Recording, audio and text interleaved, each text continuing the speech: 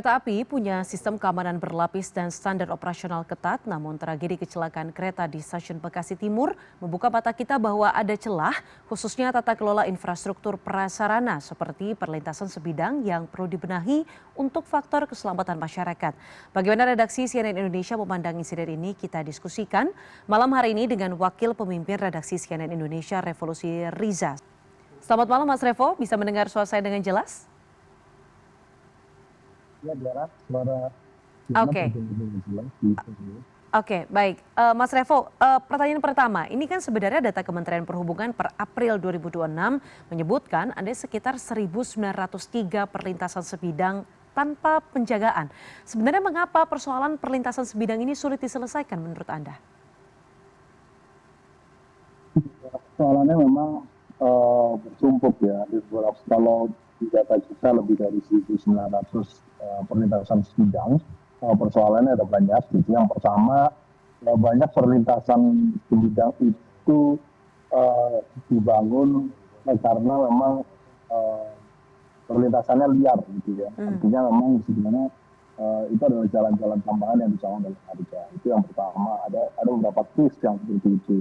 Kedua, kemudian juga karena kewenangannya bertumpuk, itu ada, kalau kita melihat memang kalau di sini berarti kan ada tanggung jawab dari Kementerian Perhubungan, kemudian BPKI, sampai pemerintah daerah gitu. Nah, kalau eh, karena itu kemudian memang butuh koordinasi yang lebih clear gitu ya, yang memang harus dibicarakan supaya penjelasan perlintasan sebidang ini bisa teratasi gitu ya. Karena kalau misalkan kita melihat untuk membangun misalnya flyover itu harganya cukup mahal gitu ya. Kalau misalkan kita mau membangun di setiap perlintasan sebidang itu akan dibangun flyover, eh, harganya bisa memakan anggaran 100 sampai 300 miliar. Nah, karena inilah di samping harga yang mahal, maka itulah kemudian butuh koordinasi yang lebih intensif lagi antara Kementerian Perhubungan, mewakili pemerintah pusat, kemudian PT KAI selaku pemilik jalan gitu ya, pemilik rel gitu ya, kemudian dengan pemerintah daerah, baik itu pemerintah provinsi maupun pemerintah kabupaten kota dia. Mhm. Tadi Anda sempat menyampaikan begitu ya Mas ya, bahwa memang ada upaya dari pemerintah ini untuk membangun jalan layang atau flyover khususnya di area Bekasi karena dinilai cukup padat. Nah, meskipun memang angka secara anggaran ini cukup besar begitu ya, tapi menurut Anda langkah ini sudah tepat, yang paling bijakkah untuk dilakukan supaya ada perbaikan yang nyata dan dalam waktu dekat sudah bisa dirasakan masyarakat begitu? Ya tentu kalau misalkan kita melihat situs-situs aplikasi digital yang jumlahnya masih ribuan ini ya Diana ya, maka perlu ada prioritas di mana titik-titik yang memang menjadi kawasan, menjadi area yang padat penduduk misalnya. Bekasi Timur menurut bisa kita katakan bahwa itu adalah merupakan salah satu eh, wilayah yang padat gitu ya penggunanya, baik itu dari kendaraan transportasi pribadi yang melintas gitu ya, roda 4 maupun roda 2 dengan perlintasan sebidangnya gitu. Sebentar Diana, ini persoalan audio ya, sebentar.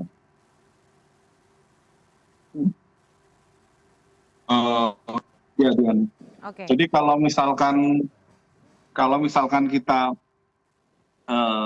lihat gitu ya, memang perlintasan membangun flyover di kawasan Bekasi Timur itu menjadi sangat penting karena memang titiknya sangat padat gitu ya.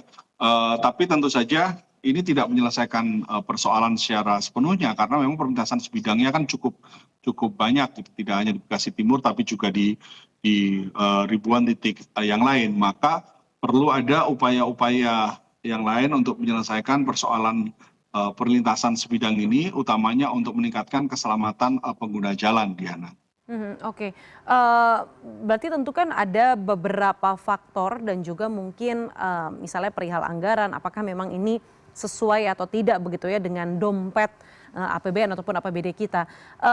Ada beberapa contoh begitu Mas Revo, negara-negara maju seperti misalnya Jepang begitu ya, dan juga Cina yang menunjukkan bahwa negara maju ini juga bisa zero accident. Artinya tidak ada dalam setahun itu tidak ada kecelakaan. Nah, menurut Anda sebenarnya Anda setuju atau tidak bahwa sebenarnya Indonesia ini lebih membutuhkan sistem yang lebih cerdas dan juga terintegrasi ketimbang lebih banyak jalur, mengingat sebenarnya KRL ini terus berevolusi atau bahasa netizen adalah railvolution begitu ya, jalurnya semakin banyak tapi menurut Anda lebih penting sistem yang lebih cerdas dan terintegrasi ketimbang bertambahnya jalur?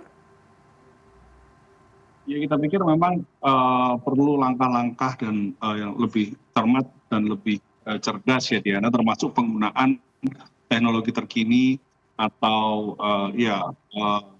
apakah itu menggunakan sistem integrated yang lebih integrated sistemnya, kemudian penggunaan artificial intelligence untuk memetakan titik-titik atau pola rangkaian gitu ya. Apalagi kalau misalkan di titik seperti Bekasi Timur yang memang padat penggunanya, baik yang rel kereta itu digunakan baik itu oleh kereta KRL rel listrik yaitu komuter lain, kemudian ada kereta jarak jauh antar kota sampai kereta barang gitu ya Diana ya. Maka itulah kemudian penataan yang lebih cermat itu yang dibutuhkan. Kemudian juga penggunaan beberapa teknologi yang dipakai di negara-negara maju seperti yang tadi disampaikan Diana, apakah itu di Jepang, di Cina maupun di Eropa, yang sistemnya lebih terintegrasi, kemudian pantauannya sehingga untuk meminimalisir human error misalnya, apakah itu misalnya sistem otomatisasi pengereman mendadak ketika ada human error, ada lain sebagainya gitu yang bisa dikendalikan dari pusat komando misalnya, itu jauh lebih penting yang saat ini untuk ditingkatkan, karena kalau misalkan kita harus membangun rel-rel baru misalnya, tentu memakan biaya yang lebih besar dan juga waktu yang lebih panjang. Maka penggunaan teknologi, baik itu teknologi yang terintegrasi gitu ya, itu untuk konteks saat ini menjadi jauh lebih urgent, Diana. Kebetulan memang perihal evaluasi dan lain sebagainya ini masih belum ter-up ke publik begitu ya. Biasanya kita bisa melihat ataupun memfollow up dari beberapa rapat koordinasi atau rapat kerja di DPR. Mungkin karena DPR sedang reses belum ada pemanggilan begitu ya Mas Revo. Tapi sebenarnya secara keseluruhan kita tahu Mas, kereta api ini jadi transportasi termurah, kemudian juga transportasi yang bisa dikatakan begitu ya Mas ya, lebih sedikit insidennya ketimbang dengan ya misalnya mobil pribadi atau misalnya dengan Transjakarta. Sebenarnya railvolution seperti apa yang sebenarnya kita bisa harapkan dari adanya insiden ini? Ya kalau kita memang masih menunggu penyelidikan lebih lanjut dari KNKT ya Diana ya.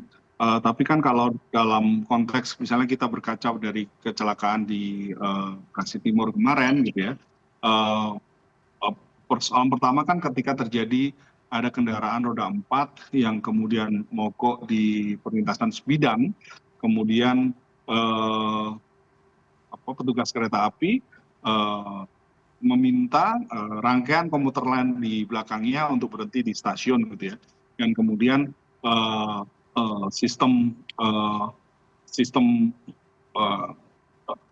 deteksi dini yang sudah diberlakukan untuk kereta yang lain, yang dalam hal ini kereta Argo Bromo jauh, yang saat ini yang sedang diselidiki ya Dian ya, yang diduga itu tidak diperhatikan oleh kereta Argo Bromo sehingga menghantam kereta komuter lain yang sedang berhenti di stasiun Bekasi Timur, sehingga mengakibatkan jatuhnya korban jiwa, 15 korban jiwa dan lebih dari 80 atau sekitar 88 yang lain menderita luka Diana. Nah, artinya kan di sini ada perlu sebuah sistem inovasi gitu. Bagaimana kalau misalkan memang dugaannya adalah masinis tidak memperhatikan sistem warning yang mengharuskan dia harus mengerem gitu ya Diana. Apakah memungkinkan misalnya kereta api itu kendalinya diambil alih dari pusat komando, dari command center misalnya. Jadi ketika dalam pantauan ada bahaya di depan, maka dari pusat komando bisa me- me- menghentikan laju kereta misalnya atau memperlambat laju kereta. Nah, hal-hal seperti itu juga termasuk juga yang misalnya penggunaan yang kita tahu kan di beberapa titik sudah double track ya, double track bahkan bagaimana penggunaan kereta-kereta ini, rel-rel kereta ini jauh lebih untuk lebih efisien gitu.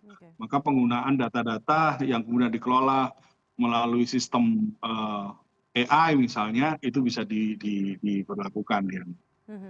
Dengan adanya AI ini memang diharapkan teknologi juga bisa membantu begitu ya untuk meminimalisir potensi ataupun risiko kecelakaan. Nah Mas Revo, kalau bicara soal insiden ini juga kan sebenarnya turut membuahkan perdebatan begitu di masyarakat.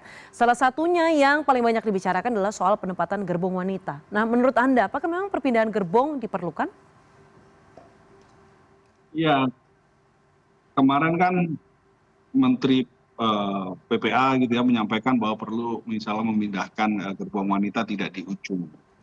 Nah, kalau misalkan kita, tapi kemudian ini kan menjadi kontroversi karena kemudian banyak pihak yang salah menilai gitu ya bahwa kalau misalkan memindahkan gerbong wanita, khusus wanita gitu ke tengah misalnya, maka laki-laki yang akan dikorbankan.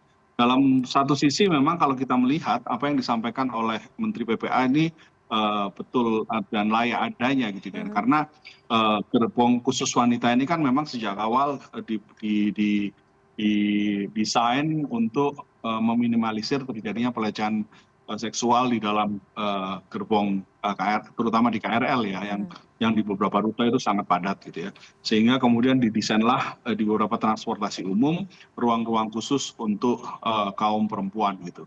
Nah masalahnya kemudian di kereta api gerbong perempuan ini ditempatkan di rangkaian paling ujung, baik itu di depan maupun di belakang. Sementara kita tahu gerbong paling ujung ini potensi jika terjadi insiden tabrakan gitu ya atau temper kalau menurut bahasa kereta api, jika terjadi kecelakaan tabrakan, maka titik-titik yang paling rawan adalah gerbong yang berada di ujung memang gitu ya.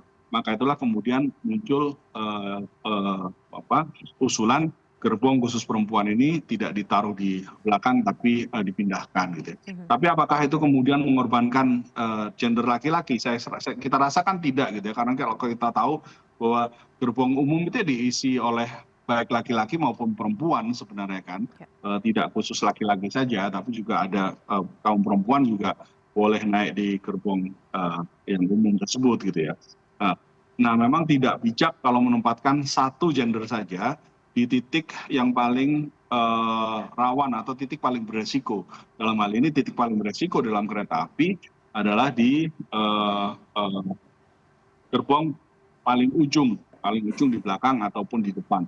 Tapi memang itu bukan persoalan utama Diana. Yang persoalan paling utama sebenarnya adalah bagaimana kemudian kereta api Indonesia PT KAI ini bisa membuat meningkatkan sistem safety lebih tinggi, safety prosedurnya tinggi gitu ya, ditingkatkan gitu. Dengan cara tentu banyak hal yang perlu, memang PR-nya masih banyak, misalnya menyelesaikan perlintasan sebidang di titik-titik yang rawan gitu ya, yang ramai. Kemudian kalaupun tidak bisa semuanya gitu ya penyelesaian, tapi setidak-tidaknya di titik-titik yang lalu lintasnya padat itu bisa dibuat perlintasan sebidang. Tentu ini membutuhkan koordinasi dengan pemerintah pusat maupun daerah gitu. Kemudian misalnya yang tadi gitu ya, bagaimana kemudian penggunaan teknologi sehingga bisa memantau laju kereta api, termasuk juga mengambil alih laju kereta api bila mana kemudian terjadi dugaan human error dari petugas yang ada di dalam kereta api yang melaju misalnya Diana.